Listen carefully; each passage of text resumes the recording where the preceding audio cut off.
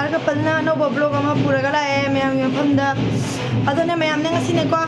aina lairiba jubu mapuse agi luhongmane bako ado aina horen blog kapa yaraga di kapa ke moi bel jayeba makon tara mani ma'am yadraga di smate ga musara ke bne ko ma'am de di jabra yadabra do horen chatlaga jengina rasi jaraga di kapa ke blog matama di ma'am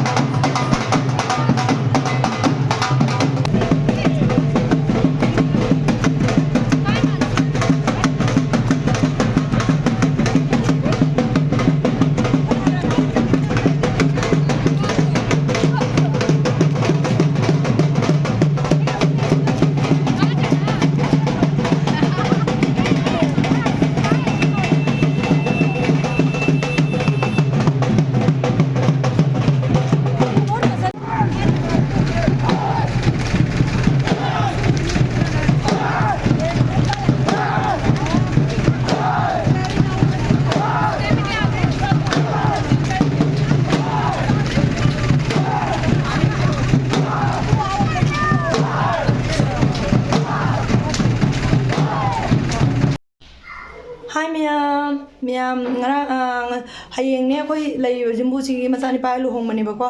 adu moi ngasi phangsil ama lai na koi haire bako ai chat ke tawri suida se le Mayam dei di horen kapa ya di video kara kapa ke Mayam jengmina si makata na chan pi jengala ke macana jela itu se Mayam jela le chan pi hi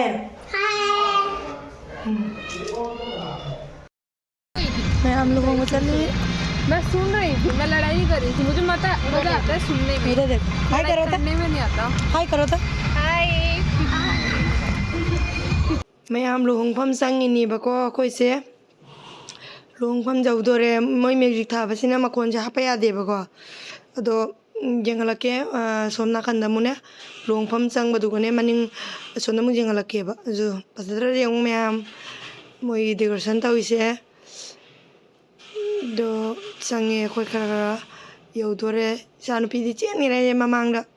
sanara laigra bane ma di khangba inak te kam ta lakte ba chen cameraman ni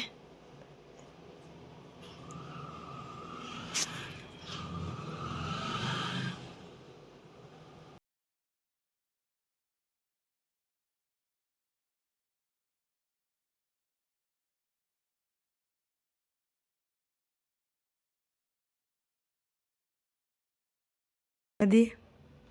Mayam copy thai ai ngangi bako moi sei kanna thae bane do na ina mute thamjare Mayam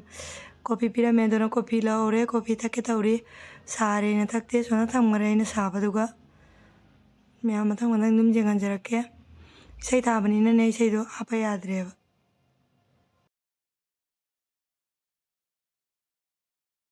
amba we makon hapa yadre Mayam moi music china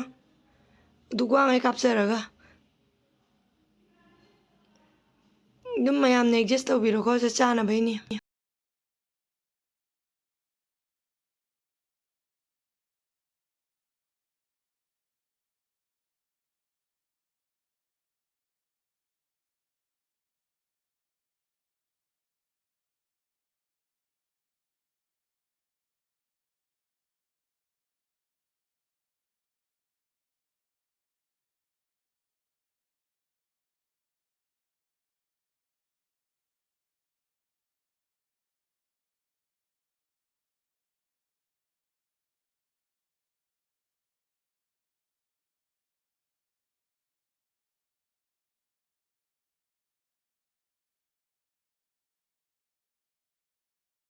हम गोलगप्पे से आगे आई music जाम कंता अब तो नने mute थम लाई रही दो गोलगप्पे हम नवे लाउ इने ऐसे गोलगप्पे सारे सूजी की ने बने याम हाउरी मैम सूजी की हाउरी दना को याम नबरी चापा हमदे चान भाई पोन गतनी नने सुइने गोलगप्पे पाम देबगी चाजा बने भाई ने नबी मजाई चनमी नहीं दो मा चादे माना वीडियो कैमरा से पाई नी मैम ꯑꯩ ꯆꯥꯔꯦ ꯌꯥꯝ ꯍꯥꯎꯋꯦ ꯑꯍꯨꯝ ꯆꯥꯔꯛꯏꯗ ꯑꯩ ꯌꯥꯝ ꯆꯥꯅꯤꯡꯗꯗꯅ ꯆꯥꯅꯤꯡꯕꯕꯨꯗꯤ ꯆꯥꯕ ꯌꯥꯏꯑꯕ ꯑꯗꯨꯁꯨ ꯑꯩ ꯆꯥꯅꯤꯡꯗꯦꯕ ꯏꯪꯕꯅꯤꯅꯅꯦ ꯌꯥꯝ ꯍꯦꯟꯖꯟꯅ ꯆꯥꯅꯤꯡꯗꯕ ꯑꯩ ꯑꯣꯏ ꯍꯥꯏꯈ꯭ꯔꯕꯅꯤ ꯆꯥꯔꯦ ꯍꯥꯏꯅ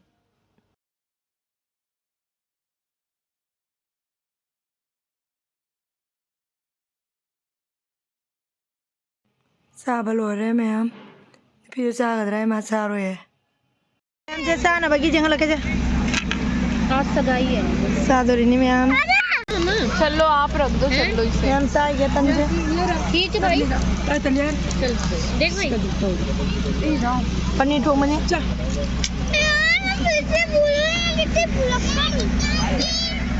करो तू खींच मैं खींचूंगी अपने फोन में तू नहीं खींचेगा मेरी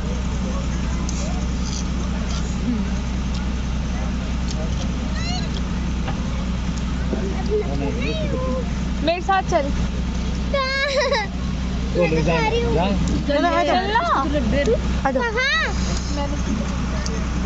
दीदी कहाँ टायर बेगी बुड्ढू छोटी छोटे घुमा कर मैम लोगों को नहीं पागा एकदम पाठाने हो कोठे में एकदम पाठाने हो यहाँ का जो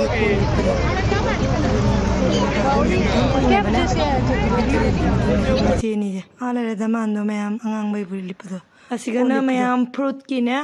फ्रूट नतनी सिगना माई माई जो चानिंग म फ्रूट सिंगदो जे लेरे आदना सोंदना चानबाई मागै सिना फ्रूट की मागै को क्लानी मुक्सु तन्नी मोइसे चानिंग म फ्रूट तो मैम म्यूजिक थाई चान पिदैना जेंगो वाइनी थैजो मा फ्रूट चारेब जेंगते मा आई फ्रूट चारे है मोई म्यूजिक से जाम कन्ना थाएबको दुगोदे अइना सुम वांगांगे चक चाबै मतुंगदा तन कैका चाबै मतुंगदा फ्रूट लौइने बने फ्रूट अइना मांगोन पिजाबिरब मा जाम तन दो चागिदे बने तो कोइदि दम चाकता चाबनिना दुगोदे इमाइजा लाउनारिने फजना थम्मा चाव हैन माना मकुना पाइगे दुगोदे अइना कापे जगोय सारिनी नुपी लेसाबिनी जे मैम इसैदो हापत्रे इसैदो हापा यादबनिना को चिन्ना सुमाइरे नुंगुदि नुंगाइरो सारिनी मैम इसै फजा फजा थाइबको दो इसैदो रेकॉर्ड तौ जाबो ओइरदे मेना फजागदबने बने इसैदो रेकॉर्ड तौ याद्रबनिना सुम चिन्ना ngange मैम सुम जगोय सारि जाम कन्ना सारि मोइदि सुमाइना फंक्शन अमा तौबा यादे बने जगोय जाम साइबो मोइदि को अखोई मिठैगा खेने बने अखोई मिठैदि लोंगला सादेदना जगोय मोइदि जगोय जाम साइबा दुल जैरगबु साबने डीजे थारब साबने जुमाय जाम साइबने अदो सुम इसैदो रेकॉर्ड तौबा जारगदि अमु हेना नुंगाइबसे हेलदमनि मैम नत्रा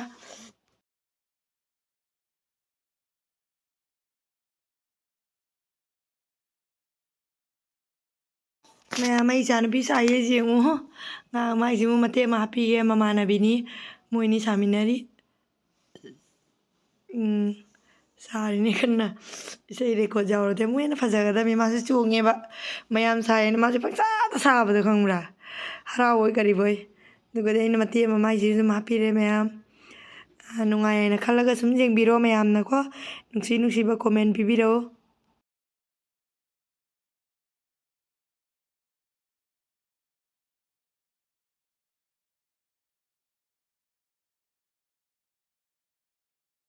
मोइना साबसे मते मा हापजागे मैम हेना कोइ लेमिनाबा फ्लोट लेमिनाबनी ने बेने नुपी मचानी मंगने दो मोइ जे इसै दि हापा याद्रबनिना सुम मोइ जे मते मा हापजागे मैम ना जुम एन्जॉय तौबिउ इसै जाउदे ना मैम नुंगाइत्रगसु एडजस्ट तुम तौबिउ को हापा यादबगी मरमना हापतबनी नत्रगदि अइने हेना हमनिंगे बस तौरगा येंगबिरो दो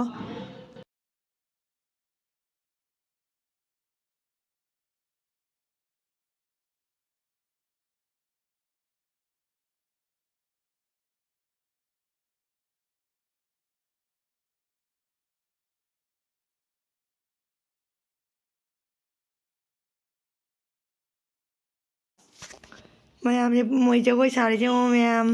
मोइ दि जाम हराउइने मोइ समाइ जगोय जाम साइबको त रेल द उरगदि जाम नुंगाइबने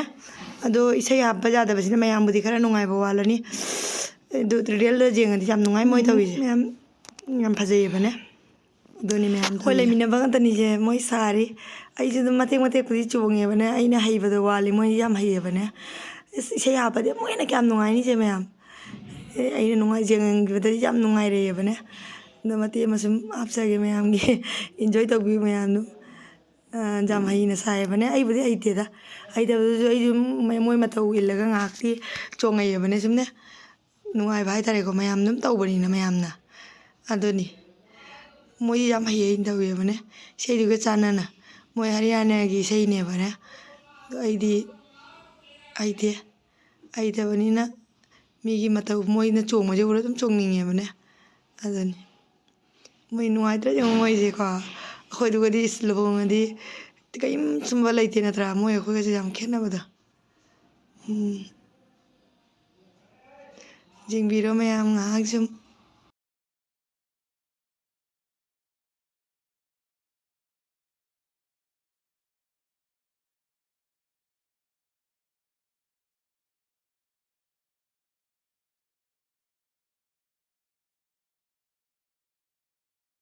ꯑꯩ ꯂꯣꯏꯕꯩ ꯃꯇꯥꯡ ꯌꯥꯎꯔꯝꯗ꯭ꯔꯦꯕꯀꯣ ꯂꯣꯏꯕꯗꯣ ꯑꯩ ꯁꯨꯝ ꯂꯣꯏꯁꯤꯜꯂꯝꯗ꯭ꯔꯦ ꯑꯗꯨꯑꯣꯏꯗꯤ ꯃꯌꯥꯝ ꯂꯣꯏꯁꯤꯟꯖꯔꯒꯦ ꯅꯨꯡꯉꯥꯏꯕꯤꯔꯒꯗꯤ ꯂꯥꯏꯛ ꯁꯤꯌꯔ ꯀꯣꯃꯦꯟ ꯇꯧꯕ ꯀꯥꯎꯕꯤꯔꯝꯒꯅꯨ ꯑꯅꯧꯕ ꯏꯆꯤꯟ ꯏꯅꯥꯎ ꯑꯣꯏꯔꯒꯅ ꯁꯕꯁꯀ꯭ꯔꯥꯏꯕ ꯇꯧꯕꯤꯔꯝꯃꯨ ꯃꯌꯥꯝ ꯃꯇꯥꯡꯁꯦ ꯍꯥꯏꯔ ꯂꯣꯏꯁꯤꯟꯖꯔꯒꯦ ꯕꯥꯏ